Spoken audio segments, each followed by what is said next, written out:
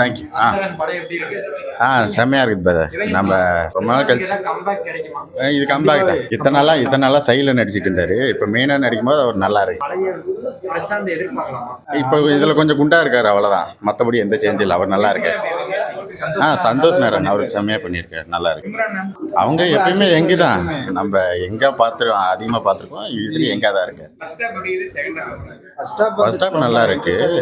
Second half வந்து கொஞ்சம் லேக் அடிச்சு அதுக்கப்புறமேட்டு கிளைமேக்ஸ் முடிக்கிறாங்க. அது அந்த கிளைமேக்ஸில் மட்டும் அந்த அண்டர்ஸ்டூட்டில் முடியாமல் கிளைமேக்ஸ் முடிச்சிருந்தா நல்லா இருக்கும் இந்த படத்துக்கு.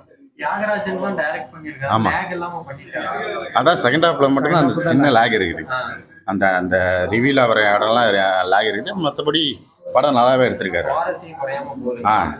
நானும் மலையூர் மம்டியா மாதிரி வந்துருமோன்னு நினைச்சேன், வரல. நல்லதா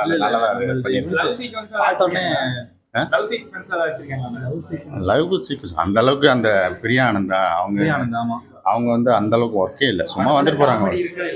இருக்கு. யோகி பாபு இருக்காரு, அங்கங்க வந்து சிரிக்க வச்சுட்டு போயிடுறாரு. நல்லா இருக்கு படம் பார்க்குறப்ப. இல்லை, எல்லாரும் உட்காந்து பார்க்கலாம், ஜாலியாக தான் இருக்கும். எல்லாரும் பார்க்கலாம். அந்த அளவுக்கு வல்கரான சீன்லாம் எதுவும். ஆமாம், அடுத்தது நம்ம அவர் கோட்டில் தான் பார்க்க போகிறோம்னு நினைக்கிறேன். ஹீரோவான படம் நல்லா இருக்கு, ஒர்த்தாக கொடுத்துருக்காங்க. இது முன்னையே ரிலீஸ் ஆகிருக்கலாம். இப்போ ரிலீஸ் ஆனது கொஞ்சம் டிலே தான். பட் முன்னையே ரிலீஸ் ஆனது இன்னும் நல்லா இருந்திருக்கும் அவருக்கு. நல்ல படமாக வந்திருக்கு. ரொம்ப நாளாக வெயிட் பண்ணதுக்கு இது நல்ல படமாக வந்திருக்கு. 5க்கு 4.5 அந்த மாதிரி தரலாம். ஏன்னா கிளைமேக்ஸில் அண்டர்ஸ்டூட்டில் முடிக்காமல் கொஞ்சம் ஃபுல் ஃபினிஷாக முடிச்சிருந்தேன். மறக்காம சர்ப்ரைஸ் பண்ணுங்க.